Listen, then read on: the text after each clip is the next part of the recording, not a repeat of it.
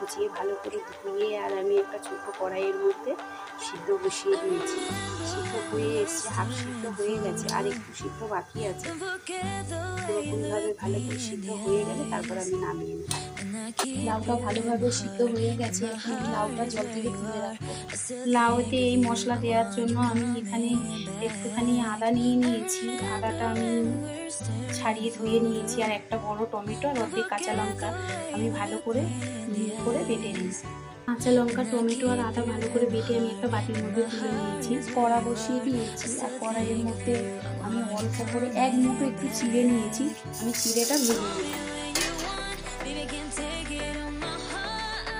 বেশ লাল করে আমি চিড়েটা ভেজে নেব। চিড়েটা বেশ লাল করে ভাজা হয়ে গেছে, আমি চিড়েটা এখন তুলে নেব। আমি তুলে নিয়েছি, চিড়েটা এখন বেশ গরম আছে, আমি ঠান্ডা করে নিচ্ছি। তো আমি চিড়ে ভাজাটা তুলে আবার কড়াটা বসিয়ে আর কড়াইয়ের মধ্যে 1 চামচ সরষের তেল দিয়ে দিয়েছি। সরষের তেল দিয়ে তেলটা বেশ গরম হয়ে গেছে, আমি ফোড়নে 1 চিমটি 5 ফোড়ন আর 1 চিমটি সাদা সর্ষে, 1 চিমটি গোটা জিরে আর অল্প একটু শুকনো লঙ্কা আমি ফোড়নে দিয়ে দিচ্ছি।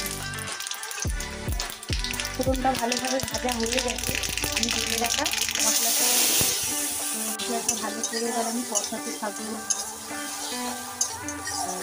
সুন্দর একটা গন্ধ বেরিয়েছে।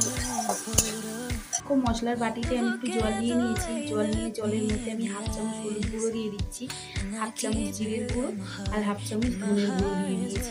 আমি এবার ভালো করে এটা গুলে নেব। এর সঙ্গে মশলাটা ভালো করে আমি গুলে নিয়েছি, এটা আমি এখন দিয়ে দিচ্ছি। মশলাটা দিয়ে এবার ভালো করে কষিয়ে নেব।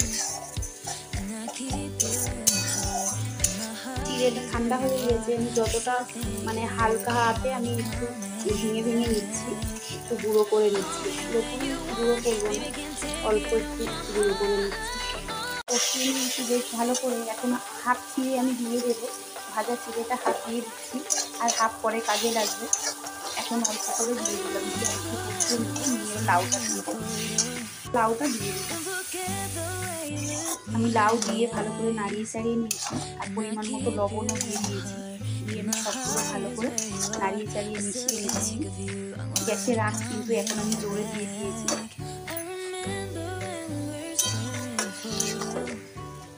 যে জলটা আছে, জলটা একদম শুকিয়ে দেবো।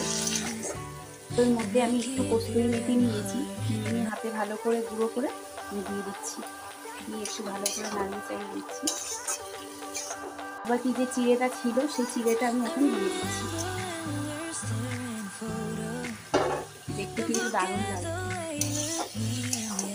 চিড়ে দিয়ে লাউ কারা কারা এইভাবে রান্না করে খেয়েছে অবশ্যই জানিও। এই রান্নাটা খুব দারুণ লাগে ভাতের সঙ্গে, আর পরোটা সবার সঙ্গেই এই রান্নাটা বেশ ভালো লাগে। আর খুব কম সময়ের মধ্যে রান্নাটাও হয়ে যায়। অল্প করে একটু চিনি দিয়ে দিয়েছি, চিনিটা দিয়ে আমি ভালো করে সামান্য একটু চিনি দিয়েছি। নিরামিষ তরকারি একটু চিনি দিলে টেস্টটা অন্যরকম হয়, ওই জন্য অল্প করে একটু চিনি দিই। রান্নাটা প্রায় আমার হয়ে এসেছে,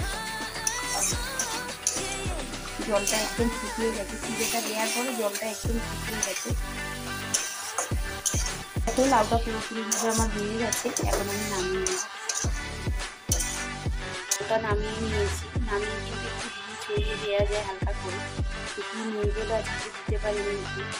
আর বেশ রান্নাটা কিন্তু দারুণ একটা গন্ধ বেরিয়েছে, দেখতেও কিন্তু খুব সুন্দর লাগছে।